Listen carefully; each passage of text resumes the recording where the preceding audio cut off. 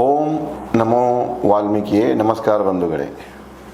ನಾನು ನಿವೃತ್ತ ಪ್ರಾಧ್ಯಾಪಕ ಡಾಕ್ಟರ್ ಅರ್ಜುನ್ ಪಂಗಣ್ಣವರ್. ಹೇ ಸೀತಾರಾಮ್ ವಾಹಿನಿಯ ವಾಲ್ಮೀಕಿ ರಾಮಾಯಣ ಅಂದು ಇಂದು ಚಿಂತನ ಕಾರ್ಯಕ್ರಮದ 583ನೇ ಸಂಚಿಕೆಗೆ ತಮ್ಮೆಲ್ಲರಿಗೂ ಸ್ವಾಗತ.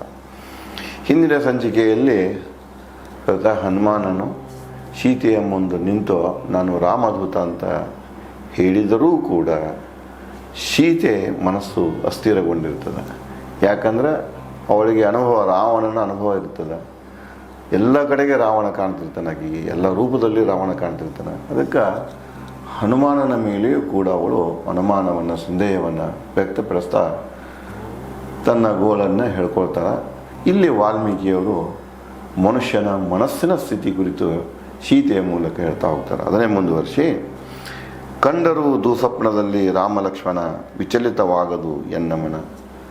ಕೆಟ್ಟ ಕನಸು ಬಿದ್ದಾಗ ಆ ಕನಸಿನಾಗ ರಾಮ ಲಕ್ಷ್ಮಣ ಬಂದರೂ ಕೂಡ ನನ್ನ ಮನಸ್ಸು ವಿಚಲಿತ ಆಗುವುದಿಲ್ಲ, ತಾನು ಅಂದ್ಕೊಳ್ತಿರ್ತಾಳೆ. ಇದನ್ನು ಶುಭವಾಗದು ಕಂಡರೆ ಕನಸಿನಲ್ಲಿ ವಾನರ ಕನಸಲ್ಲವಿದು ಶುಭ ಬಂದಿದೆ ಎನ್ನ ಬಳಿ. ಮತ್ತೊಂದು ಕ್ಷಣಕ್ಕೆ ಮನಸ್ಸಿನಾಗ ಅಂತಾಳ, ಓ ಇದು ವಾನರ ಮುಂದೆ ಬಂದನ, ಇದರಿಂದ ಶುಭವಾಗ್ತಿದೆ ನನಗೆ.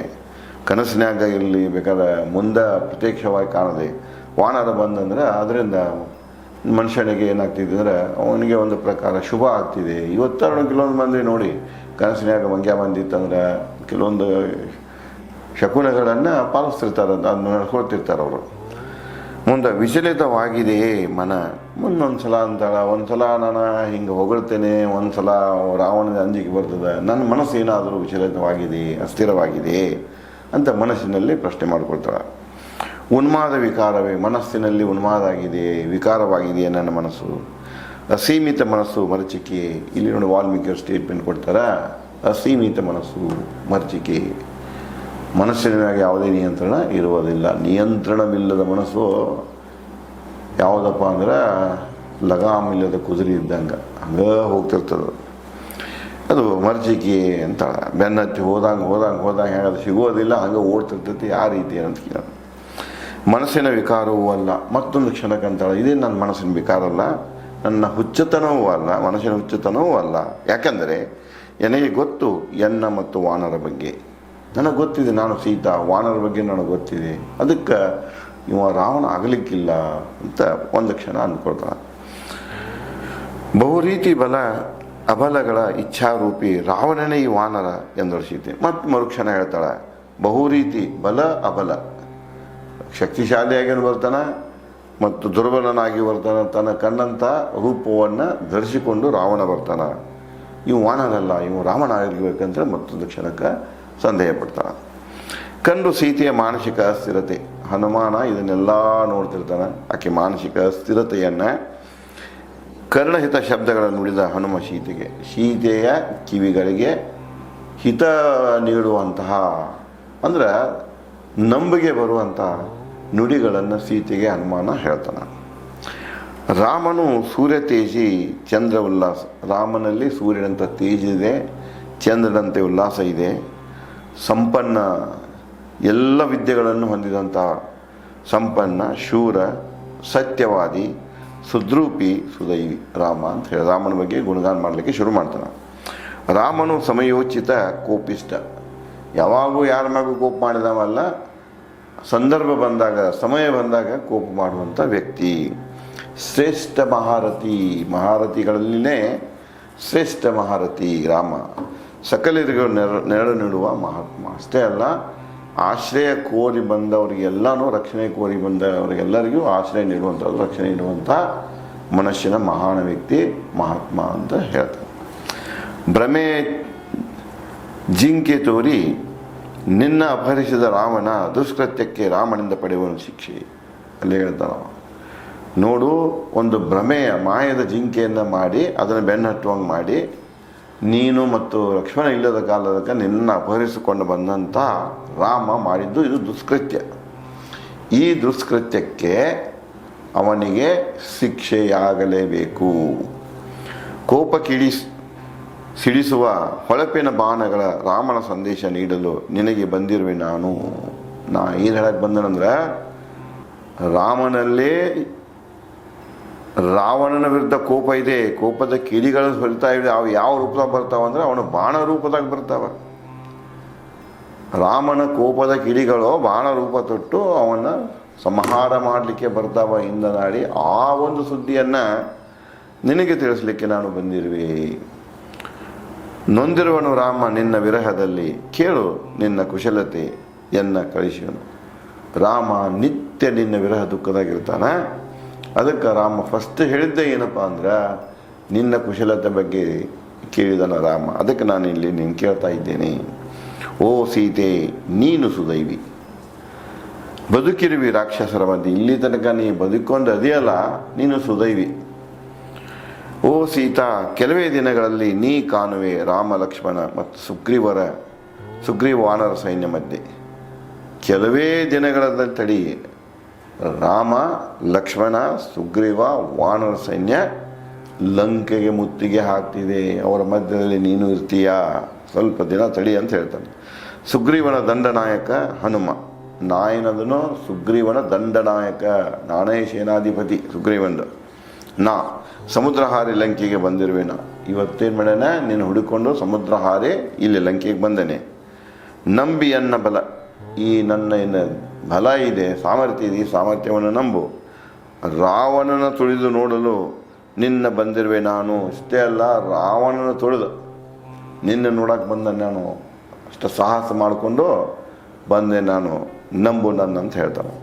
ಓ ಸೀತಾದೇವಿ, ರಾವಣನಲ್ಲ ನಾನು, ನಾ ರಾವಣ ಅಲ್ಲವಾ, ನನ್ನ ನಂಬು. ತೊರೆದು ಮನದ ಶಂಕೆ, ಮನಸ್ಸಿನಾಗ ನಿನಗೇನು ನನ್ನ ಬಗ್ಗೆ ಸಂದೇಹ ಇದೆ ಅದನ್ನು ಬಿಟ್ಬಿಡು. ನಂಬು ನನ್ನ ಮಾತು, ನಂಬು ನನ್ನ ಮಾತುಗಳನ್ನು, ನನ್ನನ್ನು ಮತ್ತು ನಾನು ಮಾಡುವ ಮಾತುಗಳನ್ನು ನಂಬು ಅಂತ ಸೀತೆಯಲ್ಲಿ ಹನುಮಾನ ಕೇಳ್ಕೊಳ್ತಾನೆ. ಕೇಳಿ ರಾಮನ ಗಾಥೆ ಹನುಮನಿಂದ ನುಡಿದಳು ಸೀತೆ ಮಧುರ ಧ್ವನಿದಿ ಮಧುರಾಕ್ಷರಗಳು.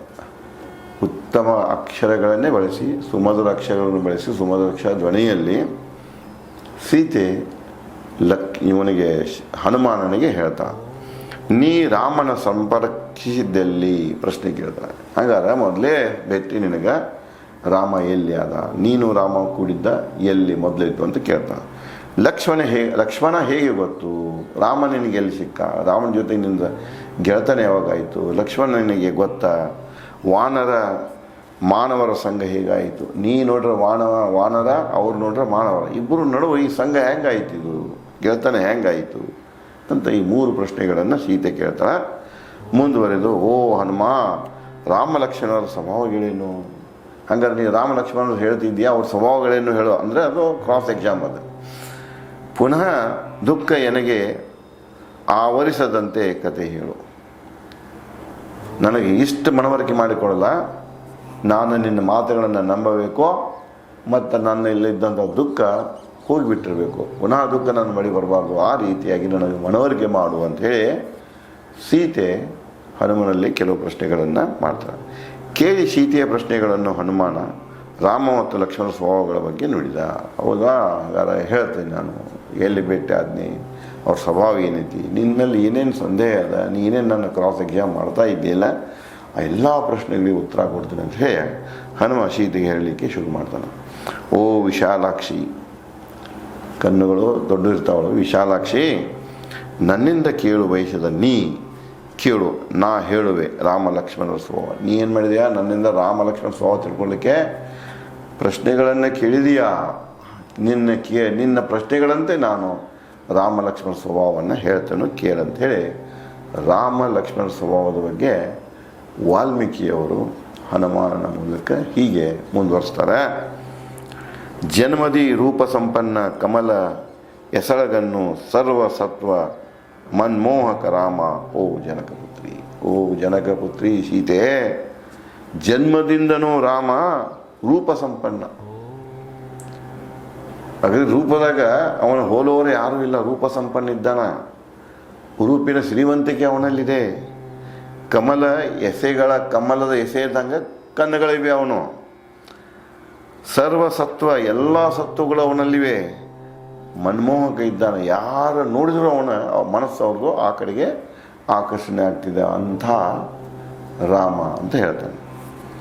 ಸೂರ್ಯ ಸಮ ತೇಜು, ಸೂರ್ಯನಲ್ಲಿ ಎಷ್ಟು ತೇಜ್ ಇದೆಯಲ್ಲ ಅದಕ್ಕೆ ಸಮಾನವಾದ ತೇಜು ರಾಮನಲ್ಲಿದೆ. ಭೂಮಿಯಂತೆ ತಾಳ್ಮೆ ಇದೆ. ಇಲ್ಲಿ ಏನು ಮಾಡ್ತಾರೆ ವಾಲ್ಮೀಕಿಯವರು, ಪ್ರತಿಯೊಂದು ಈ ಇವುಗಳದ್ದು ಕೂಡ ಸೂರ್ಯ, ಚಂದ್ರ, ಭೂಮಿ ಇವುಗಳ ಗುಣಲಕ್ಷಣಗಳನ್ನು ಸಹಿತ ಹೇಳ್ತಾರೆ. ಸೂರ್ಯ ಯಾವಾಗಲೂ ತೇಜಮಯವಾಗಿರ್ತಾನೆ. ಭೂಮಿ ತಾಳ್ಮೆ, ಭೂಮಿಯಷ್ಟು ತಾಳ್ಮೆ ಮತ್ತು ಯಾವ ಗ್ರಹಗಳದ್ದು ಇಲ್ಲ.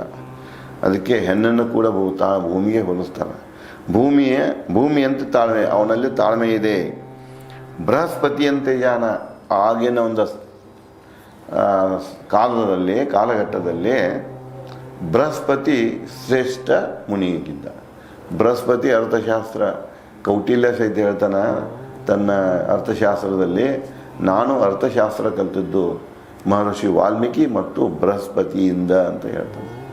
ಆವಾಗ ಆರ್ಥಿಕ ತಜ್ಞರು ಯಾರಪ್ಪ ಅಂದರೆ ಮಹರ್ಷಿ ವಾಲ್ಮೀಕಿ ಮತ್ತು ಬೃಹಸ್ಪತಿ. ಬೃಹಸ್ಪತಿ ಅಂತೆ ಜಾನ ಇದ್ದಾನವನು. ಲೋಕಖ್ಯಾತಿ ರಾಮ ಲೋಕಖ್ಯಾತಿಯನ್ನು ಹೊಂದ್ಯಾನ. ಗೌರವದಲ್ಲಿಯೇ ಗೌರವಿತ, ಬೆಳಕಿನಲ್ಲಿಯೇ ಬೆಳಕು, ಜ್ಞಾನದಲ್ಲಿಯೇ ಜ್ಞಾನ ಹೇಳೋ ಪರಿ ಹೇಗಿದೆ ನೋಡ್ರಿ ವಾಲ್ಮೀಕಿಯವರು. ಏನು ಗೌರವಗಳದಲ್ಲ ಅದ್ರಾಗಣ ಹೆಚ್ಚು ಗೌರವಿತ ವ್ಯಕ್ತಿ. ಬ್ರಹ್ಮಚಾರ್ಯ ವ್ರತ ಸದ್ಗುಣ ಬಲ್ಲವ, ಅವನು ಬ್ರಹ್ಮಚಾರಿ. ತಂದೆಗೆ ವಚನ ಕೊಟ್ಟು ಬಂದಿರ್ತಾಳ, ತಾಯಿ ಕೂಡ ಹೇಳಿರ್ತಾಳ, ಯಾರು ಕೈ ನೀನು 14 ವರ್ಷ ವನವಾಸ ಹೆಂಡ್ತಿನ ಕರ್ಕೊಂಡು ಹೊಂಟಿದೀಯಾ, ಆದರೆ ಅಲ್ಲಿ ನೀನು ಸನ್ಯಾಸಿಯಾಗಿರಬೇಕು, ಬ್ರಹ್ಮಚಾರಿಯಾಗಿರ್ಬೇಕು ಅಂತ ಹೇಳ್ತಾರೆ. ಅದನ್ನೇ ಅವನು ಪಾಲಿಸ್ತಿರ್ತಾನ. ಸದ್ಗುಣವಲ್ಲವ, ಆಚರಿಸುವ, ಸದ್ಗುಣ ಬಲ್ಲವ ಮತ್ತು ತಿಳ್ಕೊಳ್ಳೋದು ಅಷ್ಟೇ ಅಲ್ಲ, ಅದನ್ನು ಆಚರಣೆ ಭಾಳ ಮುಖ್ಯ. ಆಚರಣೆ ಇಲ್ಲದ ಯಾವುದೇ ನೀವು ವಿಚಾರಗಳನ್ನು ತಗೊಳ್ಳಿ, ಅವೆಲ್ಲ ವ್ಯರ್ಥ. ಆಚರಣೆನ ಬಹಳ ಮುಖ್ಯ. ರಾಮ ರಾಜ್ಯಶಾಸ್ತ್ರ ಪಾರಂಗತ, ರಾಜ್ಯಶಾಸ್ತ್ರದಲ್ಲಿ ಪಾರಂಗತ. ನೋಡಿ, ರಾಜ್ಯಶಾಸ್ತ್ರ ಅದು ವೆಸ್ಟರ್ನ್ ಕಾನ್ಸೆಪ್ಟ್ ಅಲ್ಲ. ಅದು political science is not a western concept. To Indians ಇದೇನಿದೆಯಲ್ಲ, ಇದು ಮೊದಲಿನಿಂದಲೂ ಬಂದಂಥ 4 ಬ್ರಾಂಚಸ್ ಆಫ್ ನಾಲೆಜ್. ವಾಲ್ಮೀಕಿಯವರೇ ಹೇಳ್ತಾರೆ, 1ನೇದು ವೇದಾಂಗ, 2ನೇದು ಅರ್ಥಶಾಸ್ತ್ರ, 3ನೇದು ರಾಜ್ಯಶಾಸ್ತ್ರ, 4ನೇ ಏನಿದೆ ಅದು ನೈತಿಕ ಮೌಲ್ಯಗಳದ್ದು, ನೈತಿಕ ಶಾಸ್ತ್ರ. ಇವೇ 4 ಮುಖ್ಯ ಅಂತ ಹೇಳ್ತಾರೆ. ಅದಕ್ಕೆ ಇಲ್ಲಿ ರಾಮನಿಗೆ ರಾಜ್ಯಶಾಸ್ತ್ರದ ಬಗ್ಗೆ ತಿಳುವಳಿಕೆ ಇದೆ, ಓದಿದಾನ, ಪಾರಂಗತ ಇದ್ದಾನೆ, ಅದರಲ್ಲಿ ಎಕ್ಸ್ಪರ್ಟ್ ಇದ್ದಾನೆ. ಬ್ರಹ್ಮಜ್ಞಾನಿ, ವಿಶ್ವದ ಆಗು ಹೋಗುಗಳ ಬಗ್ಗೆ, ವಿಶ್ವದ ನಿರ್ಮಾಣದ ಬಗ್ಗೆ, ನಿಯತಿಯಿಂದ ಹೊರಬರುವಂಥ ದೈವಗಳ ಬಗ್ಗೆ ಎಲ್ಲದರ ಬಗ್ಗೆಯೂ ಸಂಪೂರ್ಣವಾಗಿ ಜ್ಞಾನವನ್ನು ಹೊಂದ್ಯಾನ. ಅವನಿಗೆ ಬ್ರಹ್ಮಜ್ಞಾನಿ ಅಂತ. ಬ್ರಹ್ಮಾಂಡದ ರಹಸ್ಯವನ್ನು ಯಾರು ತಿಳ್ಕೊಂಡಿರ್ತಾರೆ, ಗುಣಗಳನ್ನು ಯಾರು ತಿಳ್ಕೊಂಡಿರ್ತಾರೆ, ಅದರ ಕಾರ್ಯಕಲಾಪಗಳನ್ನು ಯಾರು ತಿಳ್ಕೊಂಡಿರ್ತಾರೆ ಅವರಿಗೆ ಬ್ರಹ್ಮಜ್ಞಾನಿ ಅಂತ ಕರೀತಾರೆ. ರಾಮ ಕೂಡ ಬ್ರಹ್ಮಜ್ಞಾನಿ ಅಂತ ಹೇಳ್ತಾನೆ. ಓ ಸೀತಾದೇವಿ ವಿಶಾಲಭುಜ, ಇನ್ನು ಅವನ ಶರೀರದ ಬಗ್ಗೆ ಬರ್ತಾನೆ. ವಿಶಾಲಭುಜ ಇದೆ, ಒಂದು ಮಹಾಬಾಹು, ಅಜಾನುಬಾಹು ಅಂತ ಹೇಳ್ತಾರೆ, ಮಹಾನುಭಾವು. ಕುತ್ತಿಗೆ ಶಂಖದ ಗತೆ ಇದೆ ಒಂದು. ಅಗೋಚರ ಕೊರಡೆಲ್ಲವು, ಒಳಗಿನ ಎಲವು ಕಾಣೋದಿಲ್ಲ. ಕೆಲವು ಮಂದಿ ಕೊರಡದ ಎಲವು ಕಾಣಿಸ್ತಾವ, ಹೃದಯದು, ಅದರ ಅವನು ಕಾಣಿಸೋದಿಲ್ಲ. ಕಣ್ಣುಗಳು ಕೆಂಗನ್ನು, ಕಣ್ಣು ಕೆಂಪಿರ್ತಾವ. ಆಕರ್ಷಕ ಮೈಕಟ್ಟು ರಾಮನ ಮೈಕಟ್ಟಿನ ಬಗ್ಗೆ, ರಾಮ ಹೇಗಿದೆ ಅನ್ನೋದನ್ನ ಇಲ್ಲಿ ವಾಲ್ಮೀಕಿಯವರು ವರ್ಣಿಸ್ತಾರೆ. ಯಾಕಂದ್ರೆ ವಾಲ್ಮೀಕಿ ಸಮಕಾಲೀನವರು. ರಾಮ ಹೇಗದ ಅಂದ್ರೆ ನಾವೆಲ್ಲ ಈಗ ಫೋಟೋಗಳು ನೋಡ್ತಿಲ್ಲ, ಹಂಗಿಲ್ಲಪ್ಪ ರಾಮ ಹಿಂಗಿದ್ದಾನೆ ನೋಡಿ. ಇದನ್ನು ನೋಡಿಕೊಂಡು ಯಾರಾದರೂ ಚಿತ್ರಕಾರರು ಸರಿಯಾಗಿ ರಾಮನ ಬಿಡಿಸಿದರೆ ನಮಗೆ ರಾಮನ ನೋಡಲಿಕ್ಕೆ ಸಿಗ್ತಿದೆ. ರಾಮನನ್ನು ಮುಂದೆ ತಂದಿಟ್ಟಾರವರು ಯಾರು, ವಾಲ್ಮೀಕಿಯವರು ಮೈಕಟ್ಟಿನ ಬಗ್ಗೆ ಹೇಳ್ತಾರೆ. ಇನ್ನು ಇದೇ ರೀತಿಯಾಗಿ ರಾಮ ಮತ್ತು ಲಕ್ಷ್ಮಣರ ಜ್ಞಾನ, ಗುಣ, ಬಲಗಳನ್ನು, ಸ್ವಭಾವಗಳನ್ನು ಯಾವ ರೀತಿಯಾಗಿ ವಾಲ್ಮೀಕಿಯವರು ಹನುಮಾನನ ಮೂಲಕ ಮುಂದುವರಿಸ್ತಾರೆ ಅನ್ನೋದನ್ನು ನಾನು ತಮಗೆ ಮುಂದಿನ ಸಂಚಿಕೆಯಲ್ಲಿ ಹಂಚಿಕೊಳ್ಳುತ್ತೇನೆ. ಧನ್ಯವಾದ.